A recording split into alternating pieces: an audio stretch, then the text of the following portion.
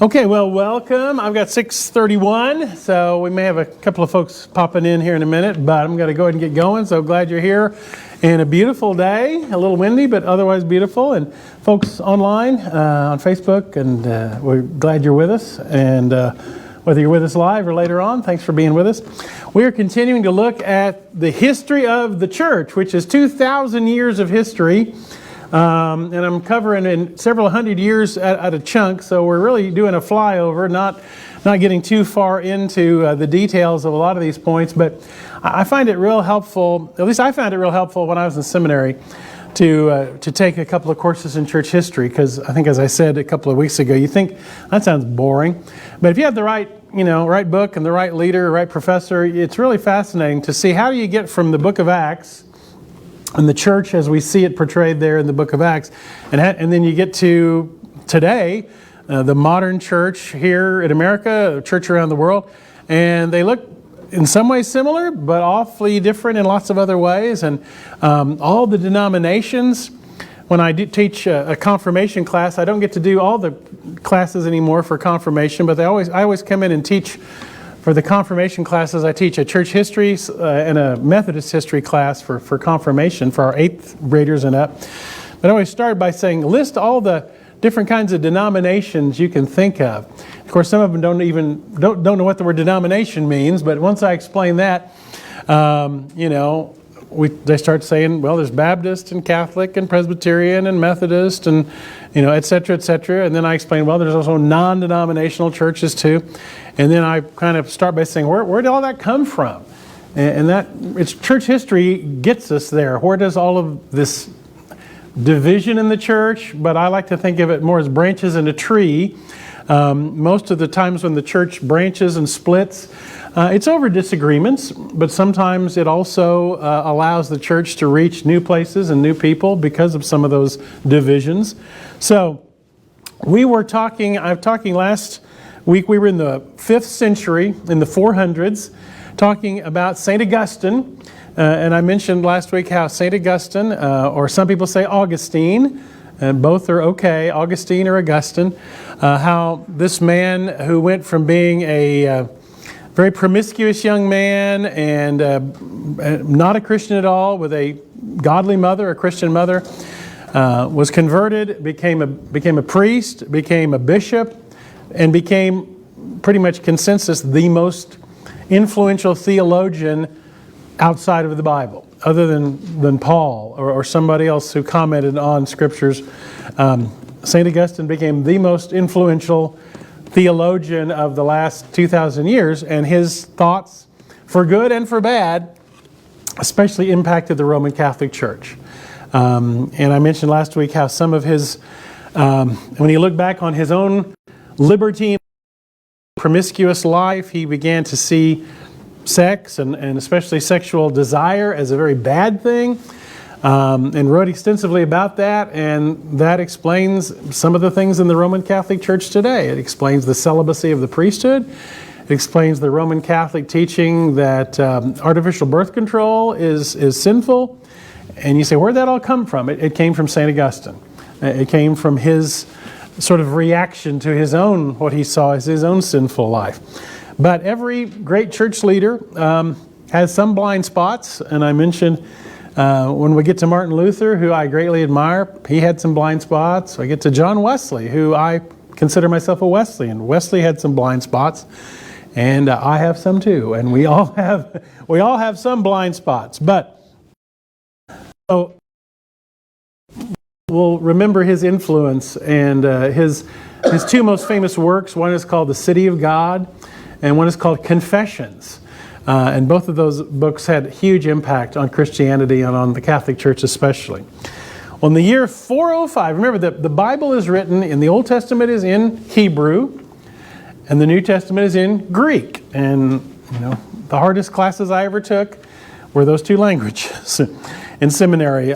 Greek. I thought Greek was hard until I had to learn Hebrew. And Greek is difficult because you're dealing with a different alphabet, which, if you were in a fraternity or a sorority or know the names of all the COVIDs, you know about alpha, beta, gamma, delta, and the Greek alphabet. But Greek at least has some similarity to English and the Romance languages, and a lot of our words have a Greek root word to them.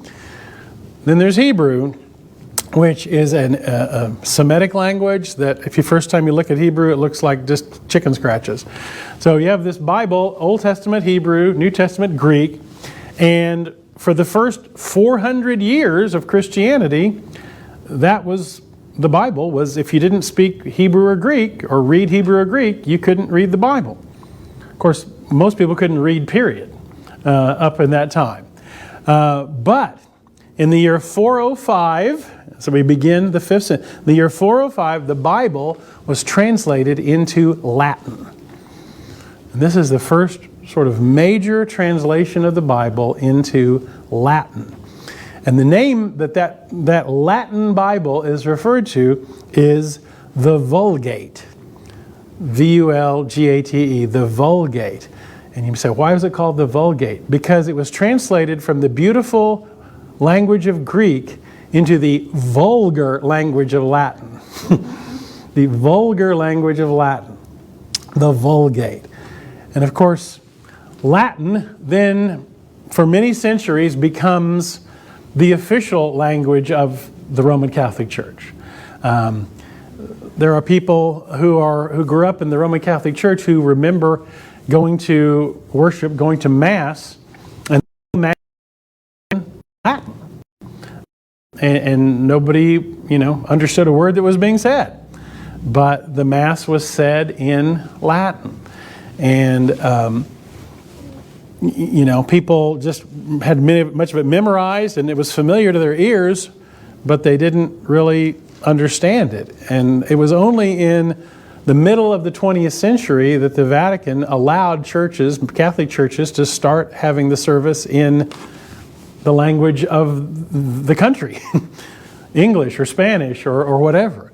So Latin becomes, in many ways, the official language of the church going forward as the church moves away from Greek and becomes more Latin-oriented. And so the Latin Bible, the Vulgate, becomes the primary Bible as people begin to learn, the learned people begin to speak Latin. Now, I'm going to jump several years at the end, or towards the end of the 5th century, in 476, something very momentous happens, the fall of the Roman Empire. The Roman Empire collapses in the year 476. The Roman Empire had lasted centuries, but the empire across the centuries got weaker and weaker and weaker as the barbarians, and remember the word barbarian is a Greek word that means somebody who doesn't speak Greek. They say bar, bar, bar, bar. So the barbarians began to encroach more and more and more on the Roman Empire until the Goths and the Visigoths and the Vandals and the Germanic tribes and all these other groups finally invade and sack, and the Roman Empire collapses at the end of the 400s. And that is usually the end of the 400s, right around the year 500, is what's usually called the beginning of the Middle Ages, sometimes called the Dark Ages. Begins right around the year 500 and lasts 1,000 years. The Dark Ages, or the Middle Ages, is usually roughly from around the year 500 to the year 1500. So that 1,000-year period we usually call the Middle Ages. And often the Middle Ages seems like, well, not much happened until the Renaissance and the Reformation and all these other things that start to happen in the 1500s and the 1600s. But a lot of things happen during what's called the Middle Ages. For Christianity, the growth of Christianity, the growth of the church, things that happens is actually in the church, but it has a huge impact on the growth of the church. It has to do with a man named Muhammad. The birth and life and rise of Muhammad. Now, I've taught entire lessons on Muhammad and Islam, but let me talk about how the life of Muhammad impacts church history. Muhammad Muhammad grew up as an orphan, raised by his uncle and grandfather. Muhammad grew up in the city of Mecca in what we today would call Saudi Arabia. And Muhammad was somebody who was searching for religious truth. Because of trade routes, he had contact with Judaism and he had contact with Christianity. So Muhammad was familiar, at least somewhat familiar, with the teachings of Judaism, with the Old Testament. Muhammad was somewhat familiar with Jesus and the teachings of the New Testament. So Muhammad grows up with this information about Judaism and Christianity. At the age of 40, Muhammad had a habit of praying in a cave. He would go off by himself, he would go into a cave and pray and meditate. And when Muhammad was 40 years old, this is what he says happened. Remember, I say this is what Muhammad says happened, because as a Christian, I don't believe this is what happened. But this is what Muhammad said happened when he was 40 years old. Muhammad said he was in this cave when he was 40 years old, and the angel Gabriel appeared to him.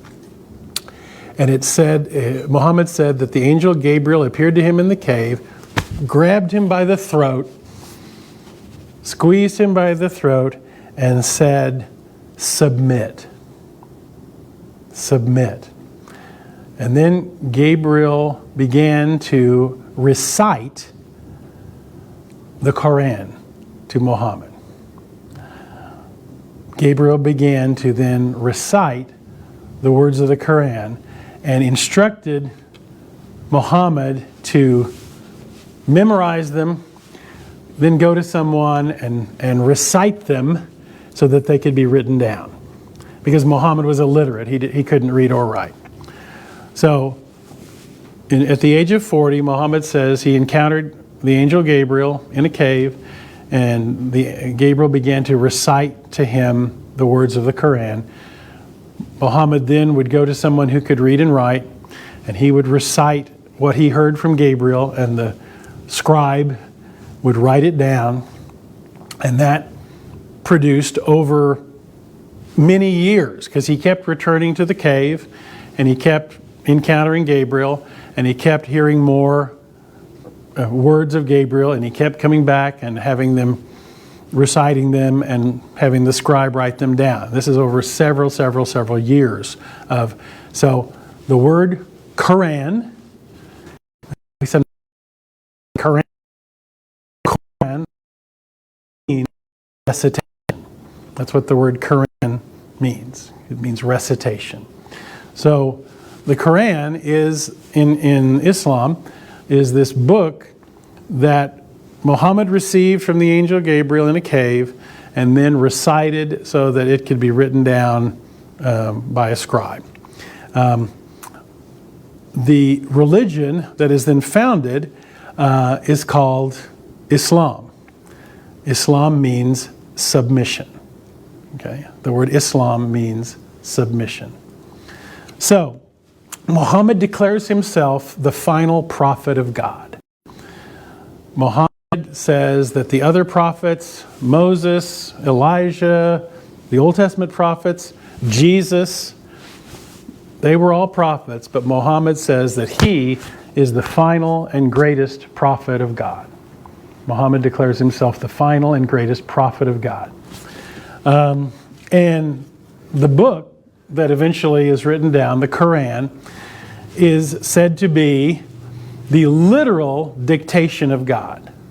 I mean, the angel dictates it to him, he then dictates it to the scribe, it's written down. So for Muslims, and the word Muslim and the word Islam, Islam means submission, Muslim is one who submits. Okay, so the two words are related. So a Muslim is a member of Islam. A Muslim is one who submits. Islam is submission.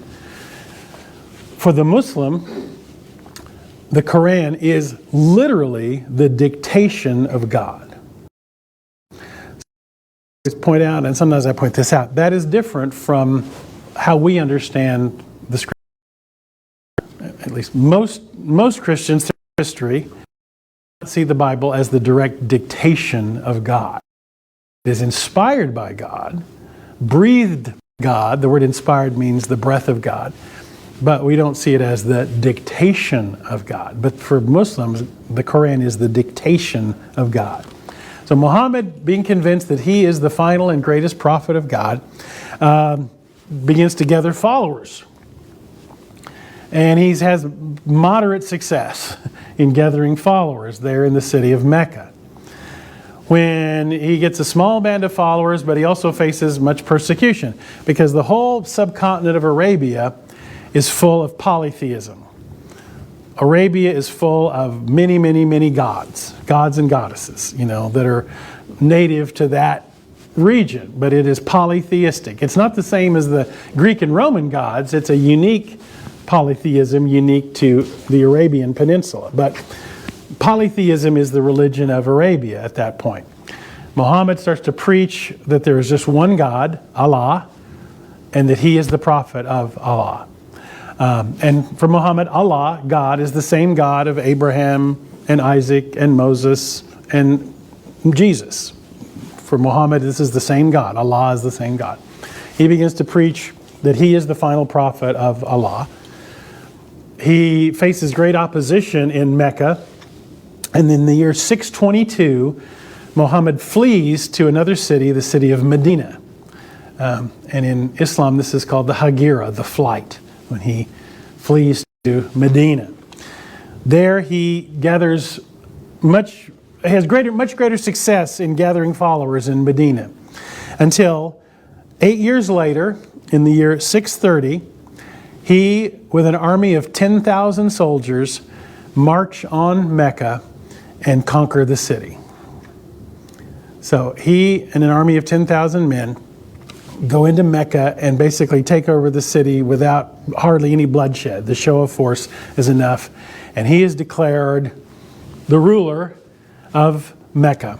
That's in the year 630. Within 2 years, by 632, he controls all of Arabia. And Islam is the dominant religion in all of Arabia in 2 years. So Islam totally overtakes the whole Arabian Peninsula in a matter of 2 years, and begins then to continue to spread beyond Arabia.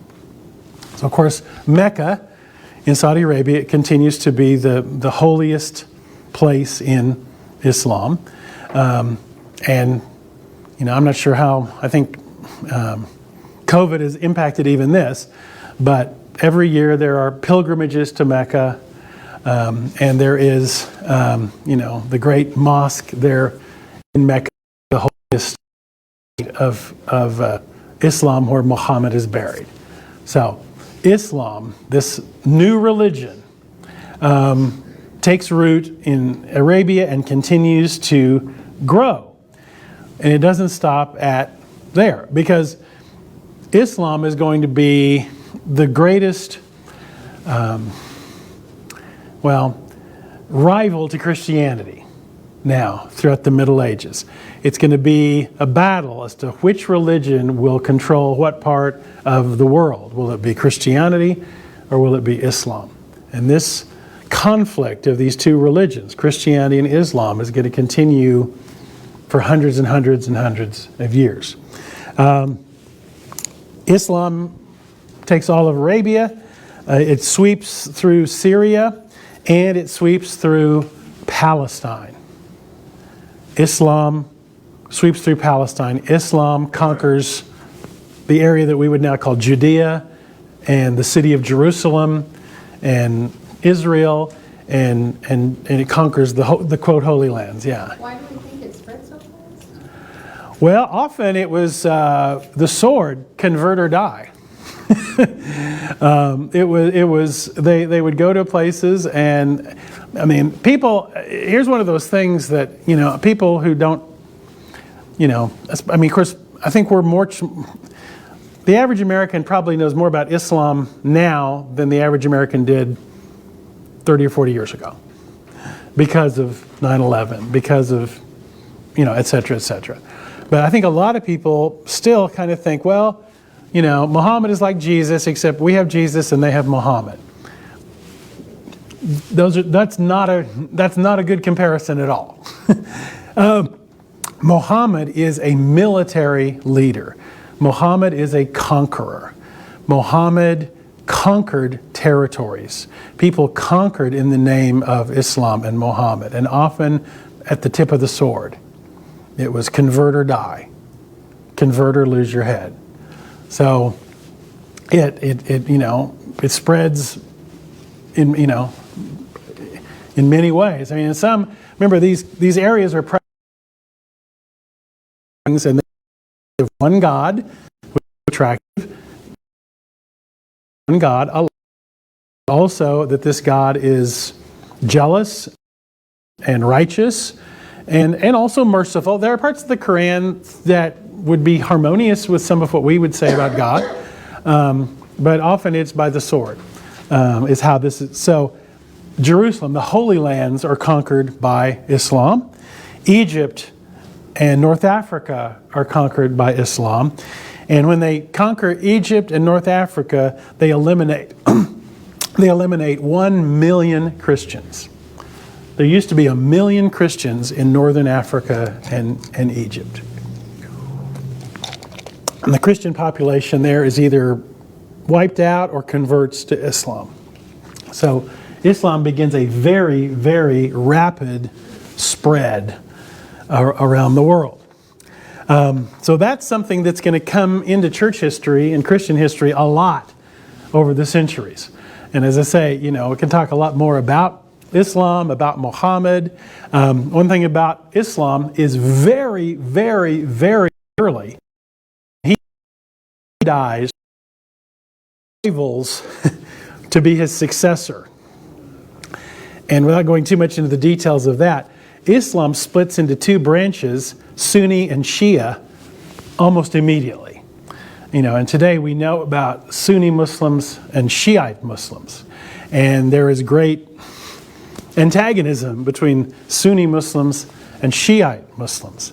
And often, the Iran-Iraq war is, before we got in the middle of it, Iran and Iraq carried on a bloody war for many, many years. Iran is Shia primarily. Iraq is primarily Sunni. But the conflict between Sunni Muslims and Shiite Muslims is something that goes back to literally, within years of Muhammad's death, there is this division between Sunni and Shia. So that is also a part of our history and how Christian history moves forward. So meanwhile, as Islam is growing by leaps and bounds, starting in the 600s, in Christianity, which is primarily, in Europe, in what the Bible talks about and calls Asia, but we would say Turkey and those areas, the Church of the West centered in Rome, and the Church of the East centered in Turkey and in Constantinople, Istanbul, start to be drifting farther and farther apart. The so-called Western Church and the so-called Eastern Church are drifting farther and farther apart. Someone like St. Augustine, of course, is in the Western Church. His influence is primarily in the Western Church. So the Western Church, starting in the 700s, late 600s, late 700s, the Western Church starts to discourage marriage for priests. And we Protestants may think, oh, well, Catholic priests, they could never get married. No, they were getting married up into the 700s. But the Western Church, based primarily because of Augustine, the Western Church starts to discourage priests from getting married. Although they don't forbid it, they just start to discourage it. The Eastern Church, the one headquartered in Constantinople, they have married priests. And there start to be other theological differences that we would think of as really picky stuff. But for them, it was big stuff. And I won't go into some of the picky stuff that they argued about because, a lot of it is kind of stuff that we wouldn't even care or think about. But the Western Church and the Eastern Church start to spread apart.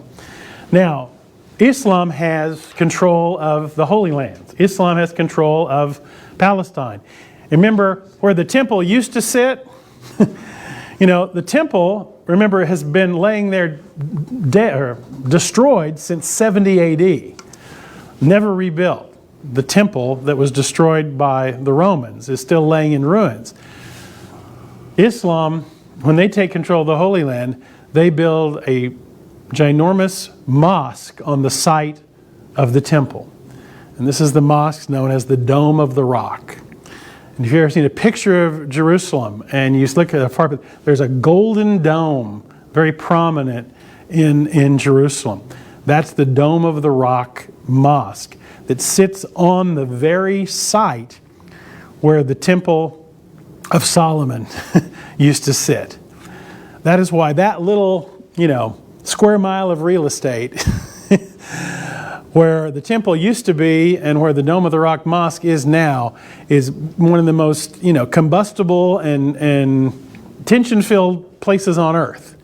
And when I've been to Israel and when we've took our group to Israel, you can go to the Wailing Wall, which is the one wall of the temple that's still standing, but just yards away from the Wailing Wall is the Dome of the Rock Mosque. It used to be that Christians were allowed to tour the Dome of the Rock. That doesn't really happen anymore. And of course, no Jew would try to enter the Dome of the Rock Mosque. So it's, but this mosque is built on the site of the former temple, which, think about the tension that creates between Judaism and Islam. Islam in 711, Islam invades Spain and Portugal. Okay, so Islam is inching ever farther out. Islam tries to take France, but there is a battle. Charles Martel leads an army to defeat the Muslims' attempted invasion of France. Charles Martel is the grandfather of someone else you may have heard of, Charlemagne. Charles Martel's grandson, Charlemagne, in the year 800, is crowned the Holy Roman Emperor. The Holy Roman Emperor, because they start, instead of calling it the Roman Empire, they start to refer to the territory that used to be the Roman Empire. They call it the Holy Roman Empire, and it is the Pope, Leo III. It is the Pope, the Bishop of Rome, who places the crown on Charlemagne's head in 800. And this is going to be something that we're going to see played out in the Middle Ages, that the Pope starts to have the power to crown kings, power over even kings and queens. And so Charlemagne, crowned by the Pope. I'm moving quickly, but 846, Muslims invade Italy and sack the city of Rome. So this continued growth of Islam starts to reach farther and farther into Europe. The tension between the Western Church and the Eastern Church also continues. Because we got these two leaders. We've got the Bishop of Rome, also known as the Pope. We've got the Bishop of Constantinople, also known as the Patriarch. And the Patriarch of Constantinople rejects the claim of the Pope to be the leader of Christianity. So the leader of the church in Constantinople rejects the authority of the Bishop of Rome. And so this tension between East and West just keeps going. Now, as we get close to the end of the first millennium after Jesus, Christianity is also spreading. Christianity is spreading to places like Ukraine in the year 999, and Hungary and Poland and places like that as Christianity reaches Eastern Europe. Also in 999, though, Christianity is totally wiped out in North Africa and Egypt. What Christians were left there are wiped out. So we got Islam encroaching on Christian territory. We got Christianity reaching new places, Scandinavia and other places like that. So you've got these two religions fighting for control of the world. At least, we're not talking about, of course, Asia yet and Africa, or Southern Africa yet. Where the so-called civilized world, there's all kinds of conflict between Islam and Christianity. Now we get to the second millennium, the thousands, and in 1054 is when we finally see the first true. If we talk about Christianity as being a tree with branches, the first true branch is in 1054, because in 1054 Pope Leo IX excommunicates the Patriarch of Constantinople.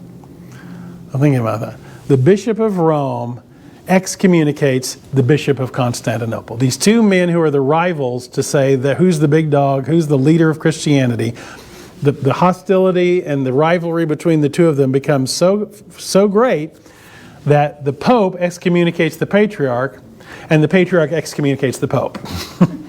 Okay? So, an excommunicate says, you're outside the church. You're outside the communion of the church. You are excommunicated. It means you are outside of salvation. You are damned, okay, to be put outside of the church. So these two popes or two bishops basically say that the other one is not even in the church anymore. They excommunicate each other. And that split in 1054 is called the Great Schism. That's how historians refer to it, the Great Schism between, and so now instead of just Christianity or the church, we have to start naming branches of the church. The Western Church, from that point on, is usually referred to as the Roman Catholic Church. Roman because it's based in Rome, because the Bishop of Rome, aka the Pope, is the leader of that church. Catholic, I've said before, the word Catholic is just a word that means worldwide or universal. We just don't use it in everyday language that much anymore. We don't use the word Catholic to say, well, Facebook is a Catholic company. It is because it's worldwide. But if you said Facebook is a Catholic company, people would think it just means worldwide. Just, in the Apostles' Creed, at the end of the Apostles' Creed, it says, we believe in the Holy Catholic Church. But it's a lowercase c. Anyone who's reading it as a Protestant reading the Apostles' Creed. But lowercase c refer to the Roman Catholic Church. It just means universal. And matter of fact, some I've noticed that some places they have a little asterisk next to the word Catholic and a little footnote that says universal, just so nobody will get confused. So you have the Roman Catholic Church, and you have the Eastern Orthodox Church. Eastern because it's headquartered to the east in Turkey.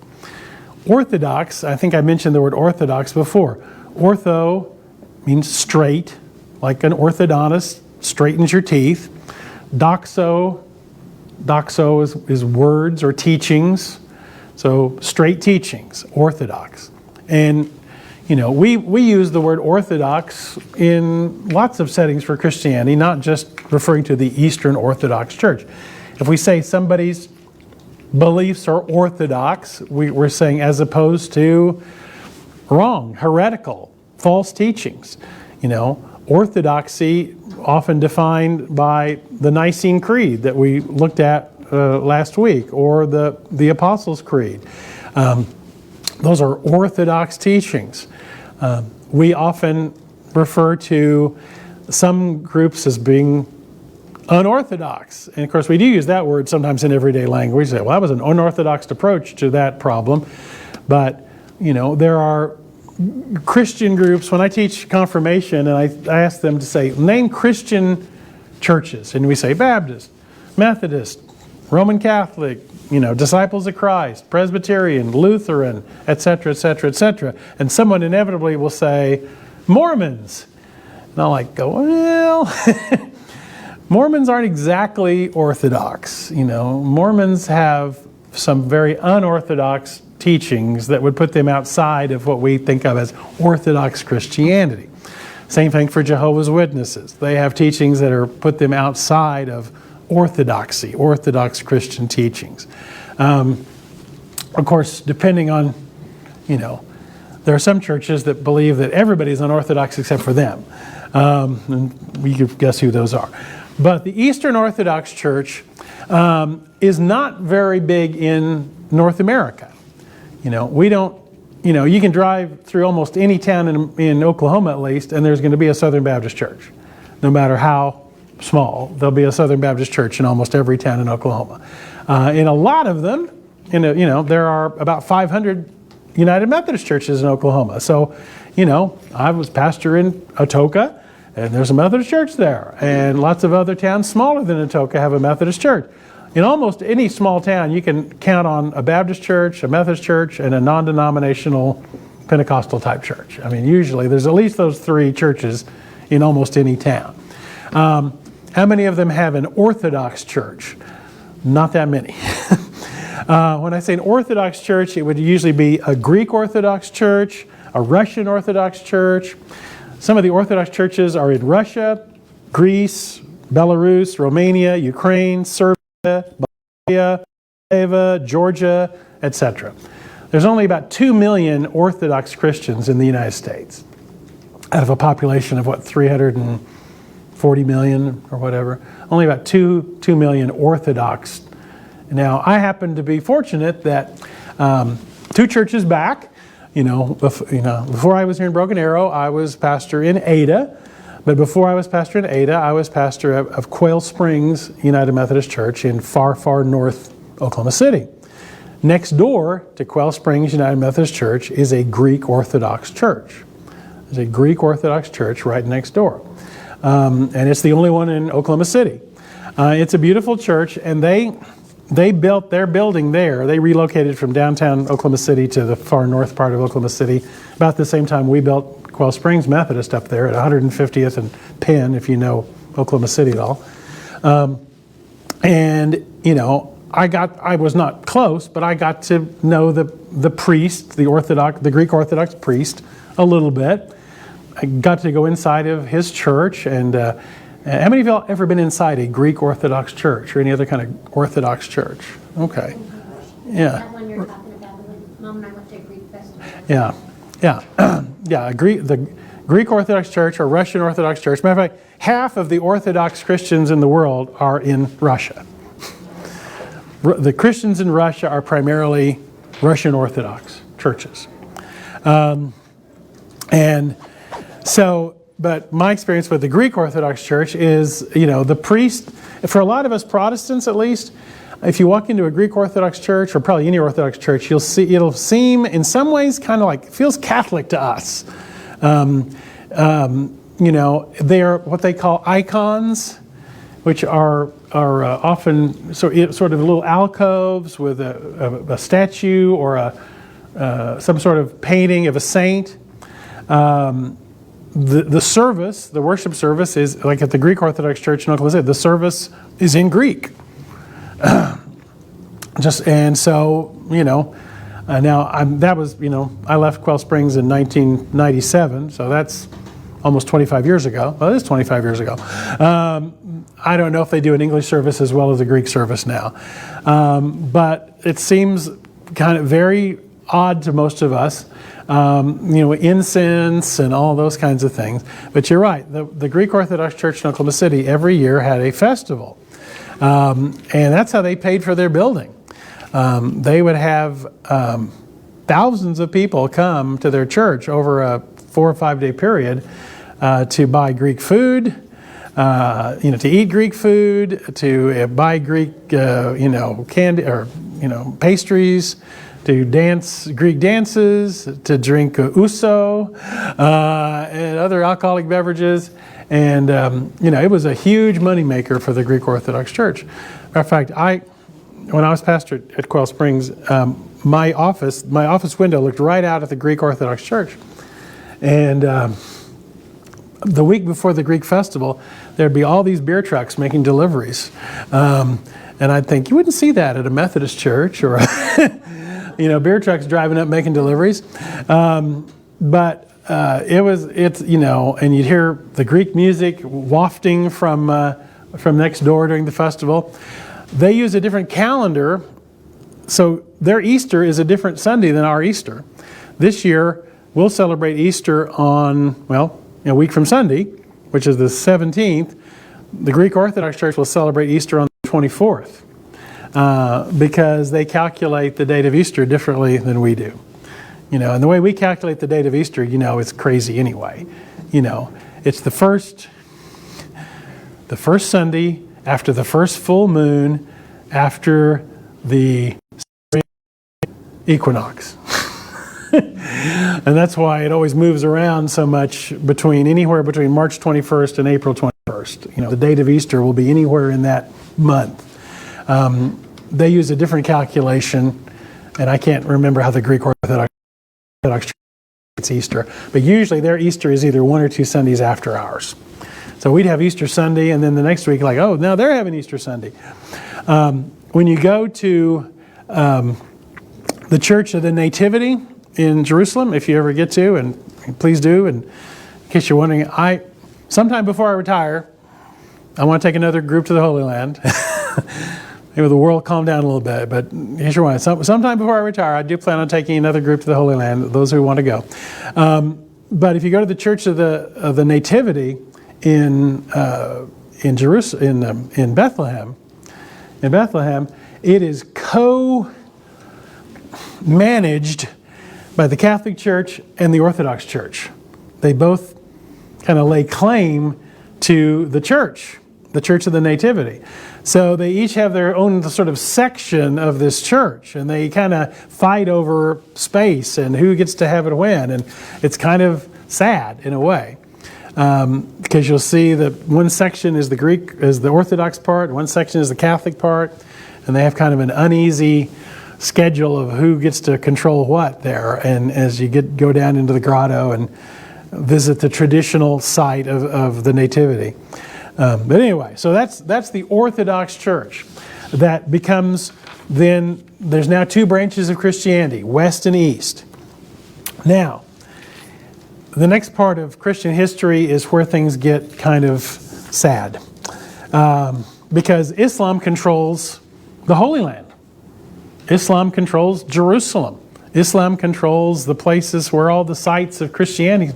So in 1096, the Pope of Rome, who by that time his name is Pope Urban, he calls on all Christians to form an army to march to Jerusalem and take back the Holy Land from the Muslims. And this little incident is referred to as the Crusades. The Crusades. So they gather Christian soldiers bearing the sign of the cross on their armor to make their way to Jerusalem and liberate the Holy Land from Islam. And this is called the First Crusade. 70,000 Christian soldiers head for the Holy Land. They arrive in Jerusalem and massacre every Muslim they can find, until they say the streets literally were knee-high in blood. And they take, and the Christian crusaders take control of Jerusalem at that point. Now, flash forward 1,000 years, okay, to 9/11. How does Osama bin Laden refer to Americans? What does he call us? Yes, what's another word he calls us? Crusaders. Crusaders.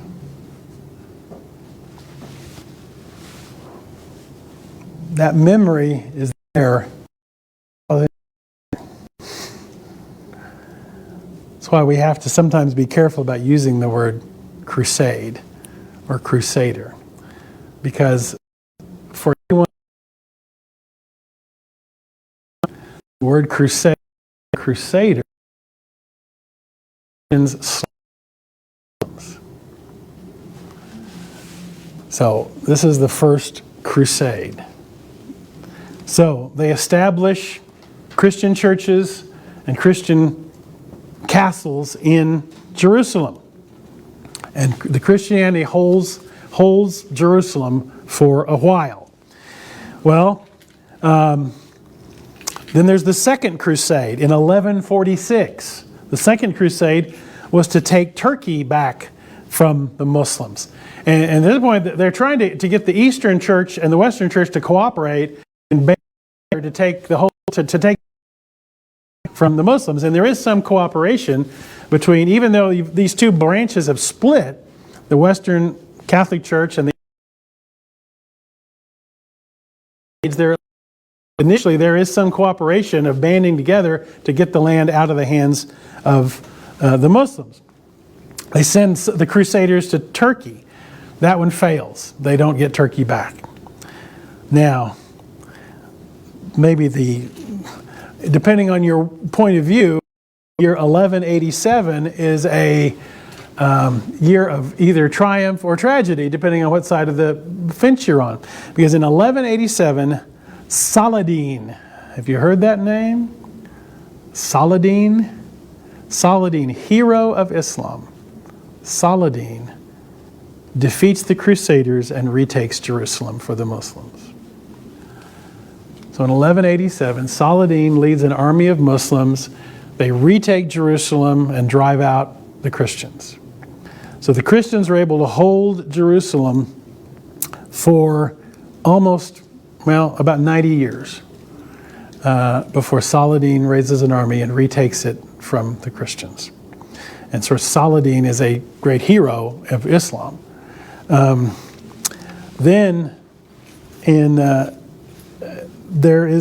they try to raise another crusade to take it back again, the Christians. The Third Crusade in 1189. And one of the crusaders who leads the crusades is British. Anybody know who that would be? Richard the Lionhearted. That's right. Richard the Lionhearted of England is one of the leaders of the Third Crusade in 1189. And you remember, when Richard the Lionhearted was off fighting the Crusades, his brother, John, ruled England and came up against who? Robin Hood. Right. Now, many say Robin Hood is not historically clear. There really wasn't a Robin Hood. But there really was a Richard the Lionhearted, and there really was a King John. Whether there was a Robin Hood is debated, whether there was any such person. But that's the time period. It's a good story. It is a good story, yeah. Yes. But that's the time period we're talking about here, okay? The 12th century is the time of Richard the Lionhearted, Robin Hood, all of that. And the time of the Third Crusade. They don't succeed, but Richard himself negotiates with Saladin and negotiates that Christian pilgrims will be able to visit the holy sites. So, for once, there's a little bit of diplomacy in action. So he negotiates the ability of Christians, even though Muslims control the Holy Land, Richard negotiates that Christians will be allowed to come to the Holy Land and visit the holy sites. So you think, well, okay, well, there's progress. At least for a while. But now we get to the next century, the year 1201. And the authority and the power of the Bishop of Rome, the authority and power of the popes keeps getting higher and higher and higher, until in 1201, the Pope, who happens to be Pope Innocent III, he claims that he has the authority to choose kings and rulers. That basically he gets to pick who the secular rulers are. And this is the height of the authority of the Pope in the beginning of the 1200s, that the Pope has the power to either choose kings or depose kings. Because what the Pope could do, remember, is excommunicate a king. And that power of excommunication was so powerful that the kings had to bow to the popes.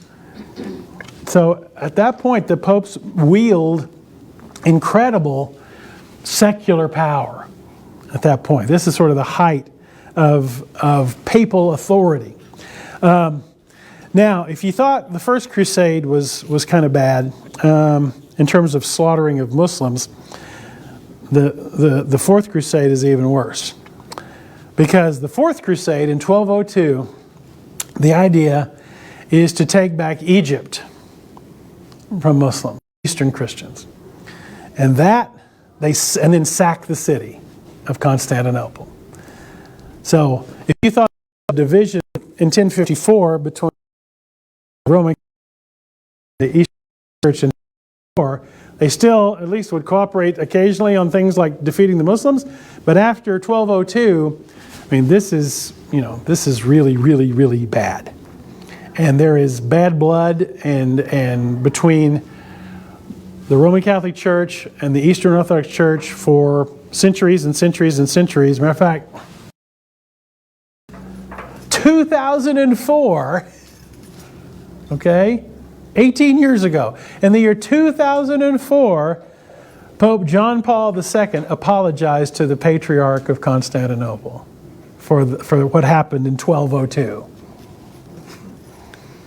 So 800 years later, Pope John Paul apologized for what the Catholics did to the Eastern Orthodox 800 years earlier.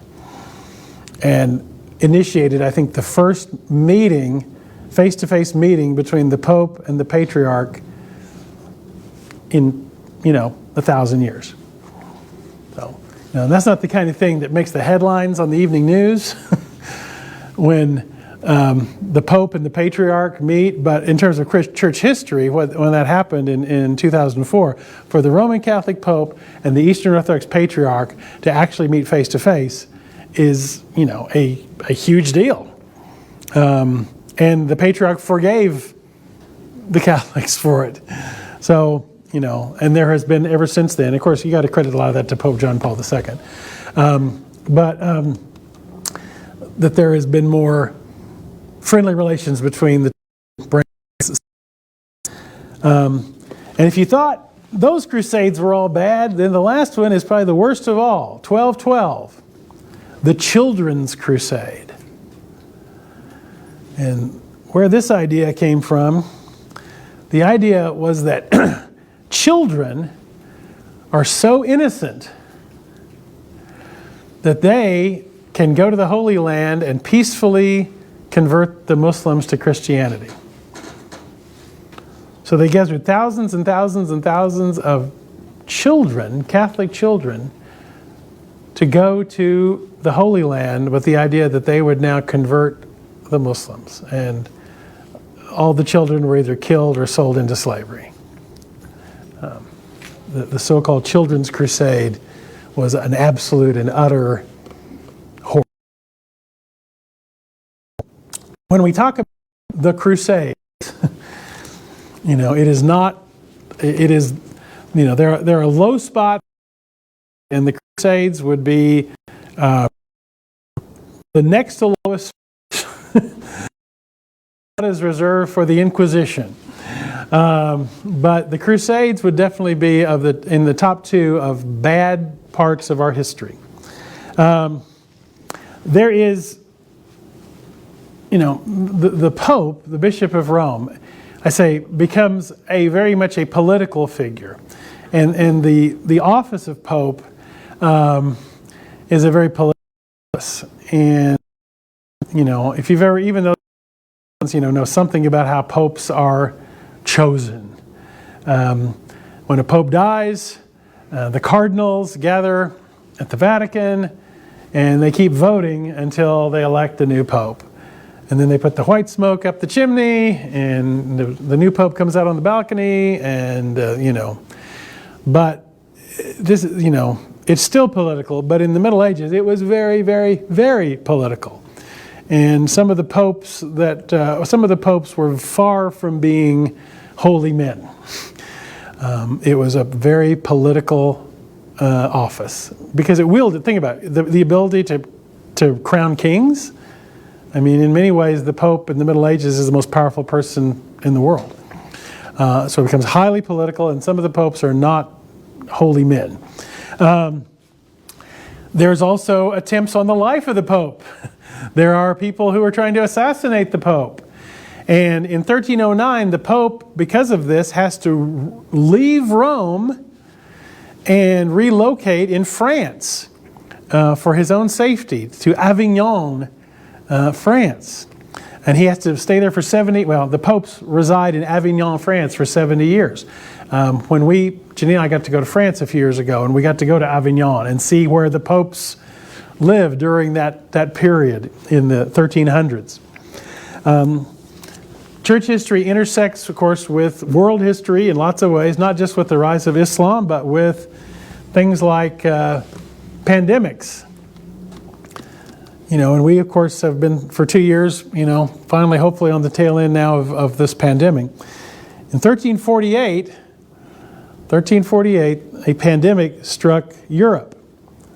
We know what it was called. The Black Plague. The Black Death. It killed 40 million people. It killed 1/3 of Europe. 1/3 of Europe was killed by the Black Death. 1/3 of Europe was killed by the Black Plague. So, COVID in comparison to that is, not much. So that impacts world history, including the church. So that's in 1348, and that lasts about 3 years for the Black Plague, the Black Death, to make its cycle to run through all of Europe. Now, all this time, when we're talking about Christianity in the Dark Ages, the Middle Ages, aka the Dark Ages, remember, 99% of people are illiterate. Most people can neither read nor write. The most educated people are the priests. They are the ones who have to learn how to read so they can read the Vulgate, read the Latin Bible. So, majority of people, if you're not a royalty or if you're not a priest, you probably have never learned how to read or write. But there is some people who can read and write, and there is some desire.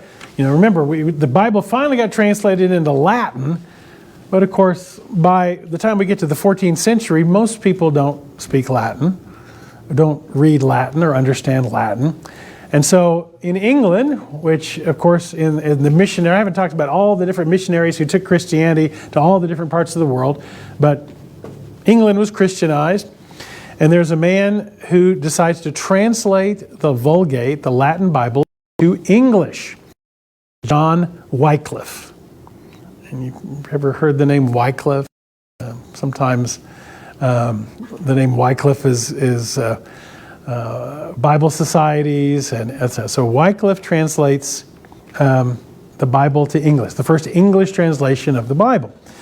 And he also criticizes the Pope and the corruption of the clergy, and starts to advocate that Scripture has more authority than the Pope.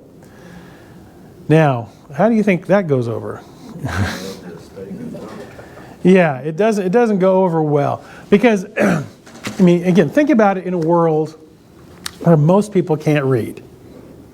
Think about, you go to Mass, or if you're Orthodox, you go to the Greek service. You go to Mass, and the service is all in Latin. Matter of fact, I had to learn Greek and Hebrew. I didn't have to learn Latin. I know, tiny phrases in Latin, but when the priest is breaking the bread and consecrating the host and all that, there's a part of that in Latin that sounds to the ear like hocus pocus. Okay, it's like ho-akas po. I mean, it's. But if you slur it together, it comes out hocus pocus, and that's why. Little trivia answer here. Why do people say that's a magic word? Because in the Latin Mass, when the priest is breaking the bread and using that, it sounds like he's saying hocus pocus. You're in the Mass. You don't understand a word of the Latin. You can't read. So when the priest then tells you something, how can you doubt it? I mean, what recourse do you have to see if what he's saying is true? You can't go to your own Bible and check it out. One, you don't own a Bible, and two, you can't read. So whatever the priest says is the truth. And that's why often there's so many, in the Greek church, icons, in Catholic churches, stained glass windows, etc., because there's no screens or movies or even picture books. Those are the Bible stories in the stained glass windows. That's the visual aid, is the stained glass window. So Wycliffe translates the Bible into English, so that at least the educated English can read it. Although, remember, I'm getting ahead of myself, but remember in 1371 that the monastic movement grows, and all through the Middle Ages there are monasteries and convents, monks and nuns removing themselves from secular society and living in monasteries and convents. But they still had to do something with their time. They still had to, and so what monks often would do would be make copies of the Bible. And you did it by hand. And you had to make sure you got each letter and word right, because there's no delete. I mean, there's no, and you're dipping your quill in the inkwell, and, it would take a monk a year, working all day until it was dark. It would take a monk a year to produce one Bible. So a monk could produce a Bible in a year of diligently copying Bibles. So not only are most people can't read, there's just not Bibles to be had. But Wycliffe does translate the Bible to English. He also criticizes the papacy, criticizes the corruption of the clergy, which the corruption of the clergy is worse and worse and worse. As a matter of fact, have you ever heard of simony? You know what simony is? Selling church offices. Selling church offices. Yeah. And back, I think when we were studying the book of Acts, way back when we were, do you remember a fellow by the name of Simon Magus, Simon the magician? And when he saw Peter lay hands on people and they received the power of the Holy Spirit, remember Simon said, "I want that power, I'll buy it from you." And that's where the sin of simony, it's trying to buy a church office or power. Well, simony was rampant in the medieval church. And by simony, it's like, I want to be a bishop. Okay, pay me and I'll make you a bishop. There were bishops and cardinals and archbishops all over the place who purchased their office. Because if you were a bishop, you got land. You owned church land. And the people had to give the tithes and offerings to you. And so to be a bishop meant often a good income. And so if I wanted to be a bishop, often, if I pay the archbishop or pay somebody higher above me and they would appoint me bishop of this territory, it's a money-making proposition. So there were bishops who had zero interest in doing the work of a bishop. There were bishops who were 18 years old, etc., because they were selling church offices in the sin of simony. And so Wycliffe writes against that.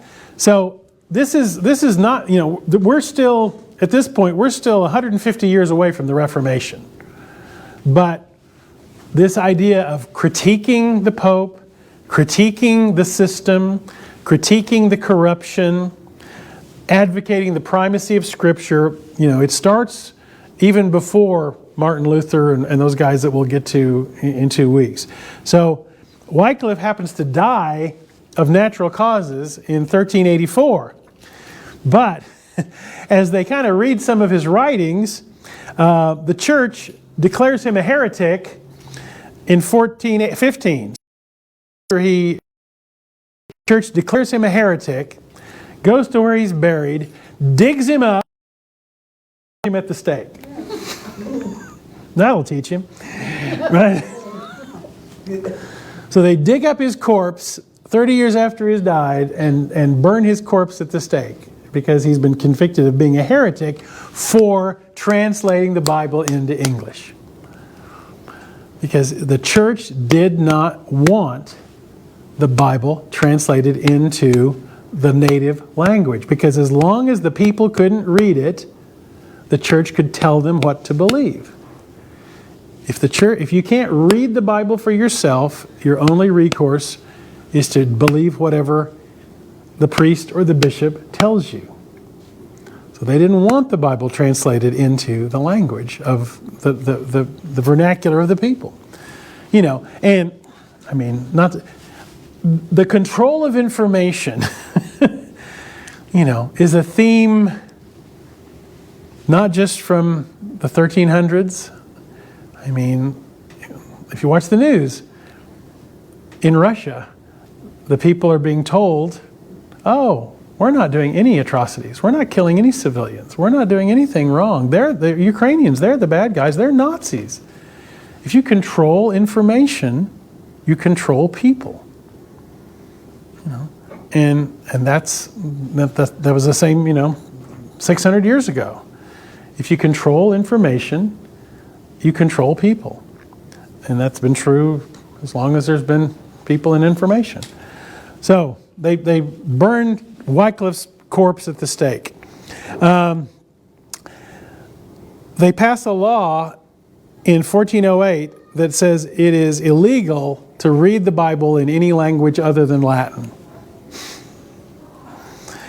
Now, in 1431, just because she's kind of a famous name, in 1431, a French peasant named Joan of Arc, 1431, a French peasant by the name of Joan of Arc sees visions and hears voices that she believes is God speaking to her.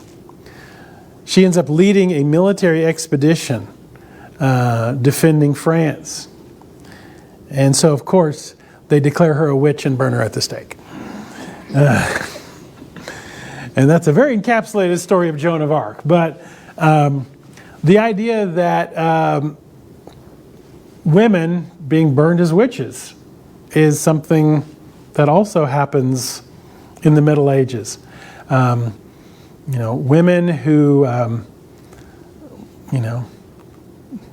tried to speak up too much or seemed a little odd, she might be a witch.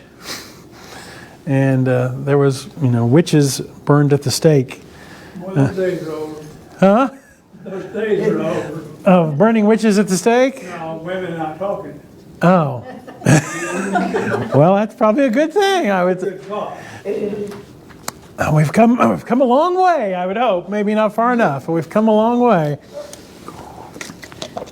Now, you get to around the year 1500. Remember I said, get to around the year 1500 and you have sort of the end of what we call the Middle Ages. So think about it, from the year 500 to the year 1500, for this 1,000-year period, lumped together as being called the Middle Ages, or the Dark Ages. Some of that is because learning, you think about what was happening in the Roman Empire before that.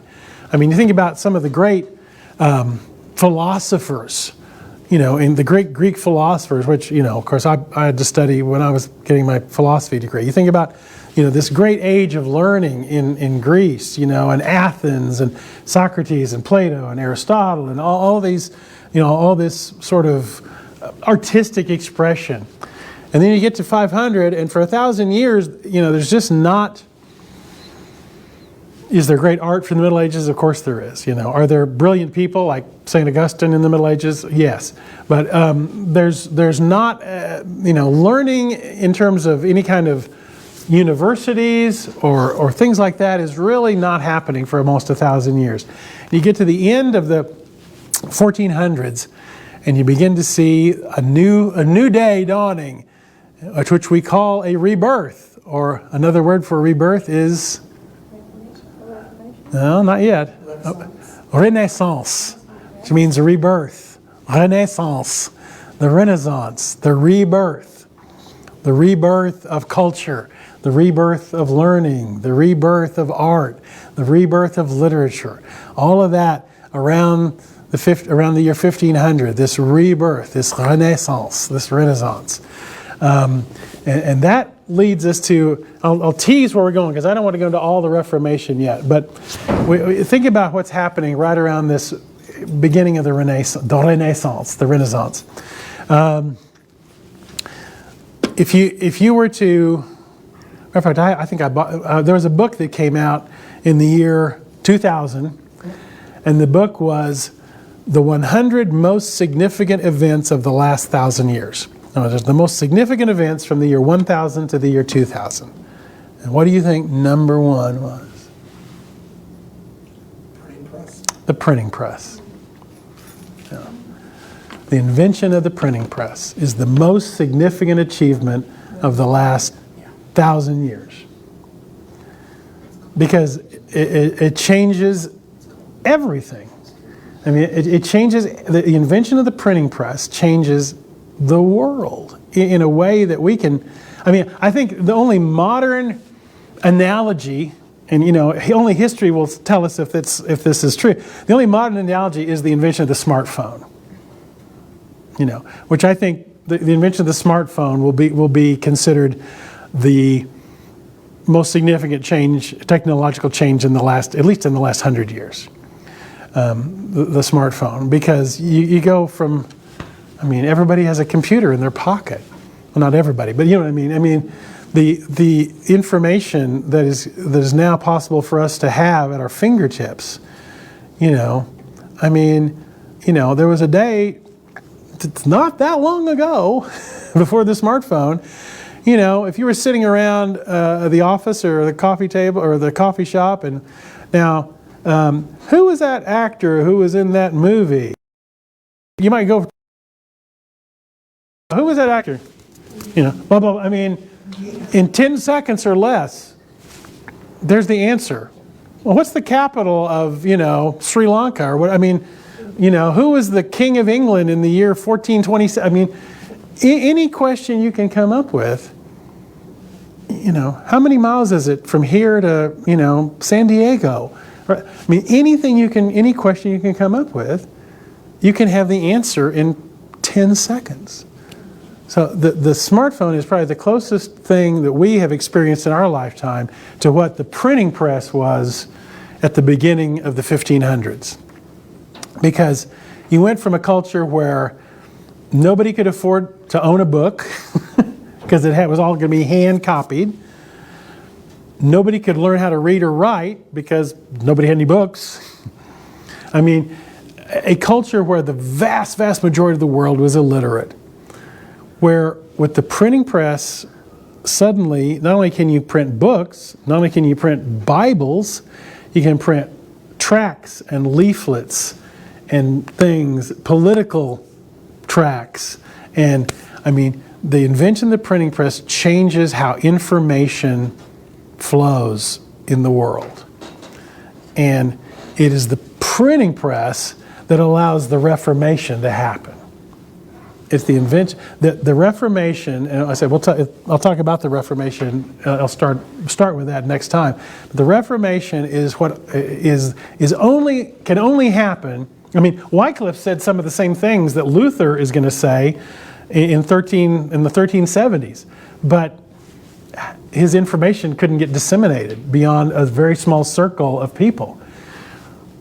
With the Reformation, not only are people able to start reading the Bible and learning how to read and checking the Bible to say, wait a minute, the priest told me this, the Pope said this, but here in Romans it says this. Not only can people actually read the Bible themselves to see if what the Pope is saying or what the priest is saying or what the bishop is saying is actually true, but a movement like the Reformation can be shared through pamphlets and leaflets and all kinds of things, and information can be disseminated, and the world changes dramatically with the invention of printing press. And that changes the church, and it changes religion, and it changes, the changes it wroughts, that it brings, is just, hard for us to fathom a world before printing. Kind of like, if you went to your average teenager today and said, imagine a world before cell phones.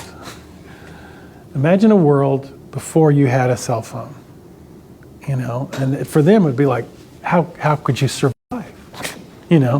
How could you live without that? How could you have life without a cell phone? Take that times 10 or times whatever, and that's life before and after the printing press. And that's what's going to fuel what Martin Luther did in 1517.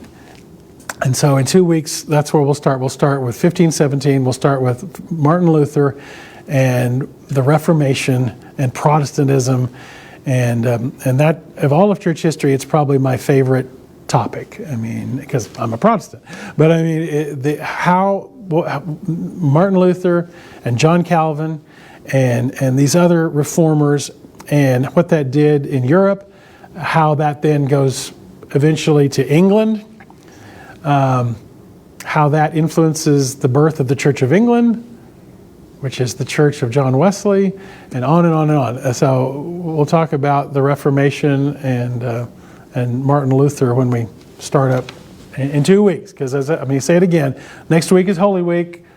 Invite you to be here every morning at 6:30, and for music and testimony and food. But we usually don't do evening activities, meetings, or anything else that week because we're all pretty exhausted. So we'll see you in this room in 2 weeks, and folks at home, we'll have another one in 2 weeks. So let's pray.